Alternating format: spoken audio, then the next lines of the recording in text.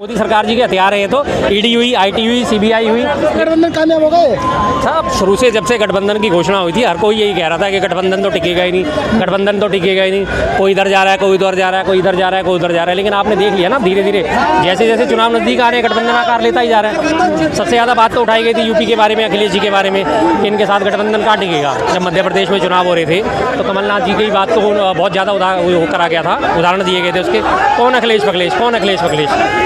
लेकिन अल्टीमेटली गठबंधन आकार ले गया ना, सीटें फाइनल हो ही गई बस।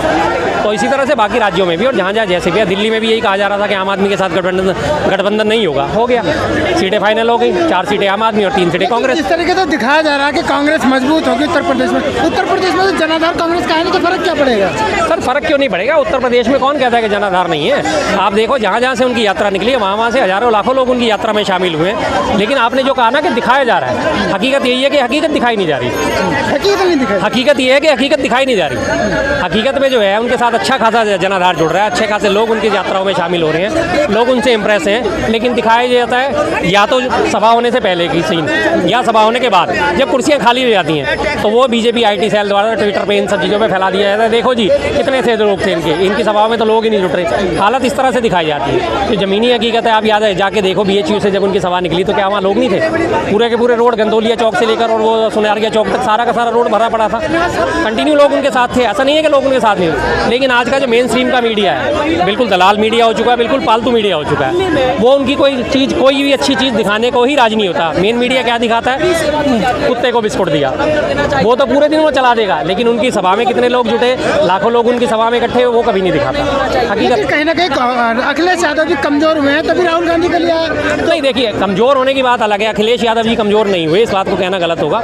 अगर अखिलेश यादव जी कमजोर होते तो 100 से ऊपर सीट ना आती उनकी यूपी में पिछले विधानसभा चुनावों में, और उनके लोकसभा में भी अच्छी खासी पैठ है। ऐसा नहीं है कि उनको कोई कमजोरी है। फिलहाल जो है गठबंधन बहुत जरूरी है, क्योंकि लगभग बीजेपी का जो वोट है अप्रॉक्सीमेट 40% के आसपास बैठता है। 38, 39, 40, 42, 38, 39, 40, 42, तो बचा हुआ 60% जो है वो हमारा वोट सारा का सारा बिखर रहा है, जिसकी वजह से दिक्कत हो रही है। जहाँ पर मंदिर बनाया गया, काशी मथुरा की बात की गई हो, तो ऐसी स्थिति में आपको क्यों लगता है कि वो विपक्ष मजबूत होगा?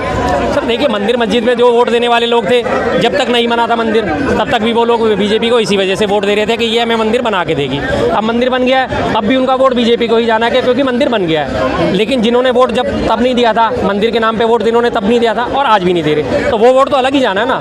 सिर्फ ये बात ये है कि 60% वोट जो अलग जा रहा है, उस 60% को घेर के कैसे अपने खेमे में लाया जाए। लेकिन सीबीआई की तरफ से शिकंजा कसा जा रहा है। हाँ, वो तो ये तो बीजेपी के हथियार हैं जी, मोदी सरकार जी के हथियार है ये तो। ईडी हुई, आईटी हुई, सीबीआई हुई, ये तो उनके हथियार है। जहाँ उन्हें दिखता है कि मेरी दाल निकल रही है, फौरन ईडी का कुत्ता छोड़ देते हैं, फौरन ईडी सीबीआई छोड़ देते हैं। पालतू हो चुके हैं वो तो उनके। जहाँ उन्हें लगता है कि मैं कमजोर पड़ रहा हूँ, फौरन ईडी, आईटी, सीबीआई तीनों के तीनों मुंह उठा के चल देते हैं। लेकिन जब अवैध खनन का मामला है, गवाह के तौर पर पेश किया जा रहा, तो उसमें राजनीतिक एजेंडा क्यों निकाला जा रहा है? राजनीतिक एजेंडा 5 साल से कहाँ पे सो रहे थे वो? अवैध खनन का मामला 2017 से पहले का उठाया जा रहा है। अब जब पूरी तरह इलेक्शन नज़दीक आ गए हैं, आने वाले 2 महीनों में चुनाव हो जाएंगे लोकसभा के, और उन्हें दिख रहा है कि ज़मीनी हकीकत हमारी खिसकती जा रही है। एक तरफ वो दावा कर रहे हैं कि 80 की 80 सीट हमारी होंगी, दूसरी तरफ उन्हें दिख रहा है कि कम से कम 25-30 सीटों पर, कम से कम अभी के जो हालात है, कम से कम 30 सीटों पर उनको नुकसान साफ साफ दिख रहा है। तो फिर इस वजह से उन्होंने वो पुराने मामले खोल दिए सबके। अरे भाई, पुराने मामले खोल रहे हैं तो आप उनके खोलो ना जिनको आप भ्रष्टाचारी बता के अपने में शामिल करते थे। आज ही मैं एक खबर पढ़ रहा था कि जिसमें आया कि अजीत पवार का कोई भी जो घोटाले थे उनकी फाइल अब बंद करी जाएगी। क्यों बंद करी जाएगी?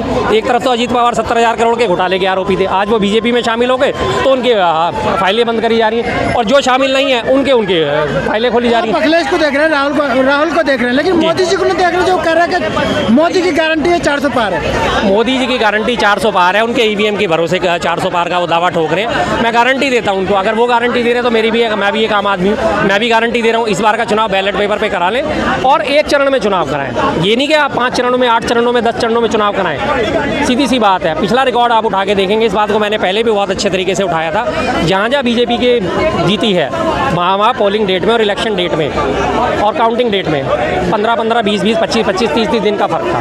जिसकी वजह से इनको हेरफेर करने का पूरा मौका मिला और बीजेपी जीती है। जहाँ इलेक्शन हुआ, पोलिंग हुई और रिजल्ट आने में मात्र 3 दिन का गैप था, वहीं बीजेपी हार गई। कर्नाटका इसका उदाहरण है, दिल्ली इसका उदाहरण है और इसका तेलंगाना इसका उदाहरण है, हिमाचल इसका उदाहरण है। 7 दिसंबर को हिमाचल में इलेक्शन हुआ था 10 दिसंबर और रिजल्ट आ गया था, 3 दिन के अंदर रिजल्ट आ गया, बाहर हो गई। लेकिन जहाँ 14 फरवरी को रिजल्ट हुए, इलेक्शन हुए पिछले 2022 की मैं बात कर रहा हूँ, रिजल्ट आए 10 मार्च को, वहाँ बीजेपी जीत गई।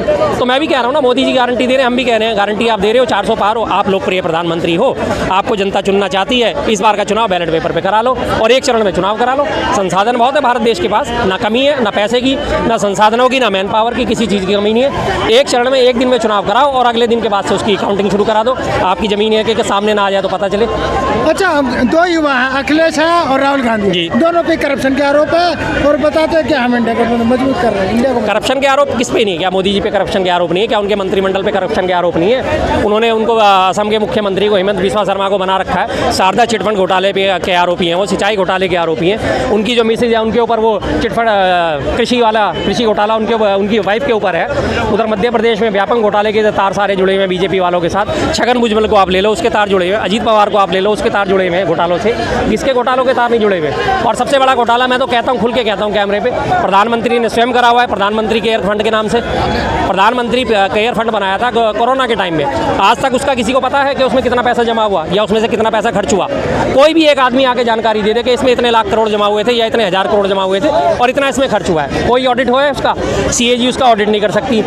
मुख्यमंत्री, प्रधानमंत्री और गृह मंत्री, इन दोनों के अलावा तीसरा बंदा उस अकाउंट को एक्सेस नहीं कर सकता। .in की उन्होंने ID यूज़ करी, जो कि एक रजिस्टर्ड गवर्नमेंट होती है, और फंड बनाया उन्होंने अपना प्राइवेट। सबसे बड़ा घोटाला आज़ाद भारत का तो यही है, प्रधानमंत्री राहत कोष जो है बनाना है उन्होंने, PM केयर फंड जो बनाया, इसमें आपको कोई भी एक बंदा मुझे जानकारी दे दे कि इसमें इतना पैसा जमा और इतना हम लोगों ने खर्च करा है या नहीं? ये सबसे बड़ा घोटाला है। और कैसे घोटाले हैं?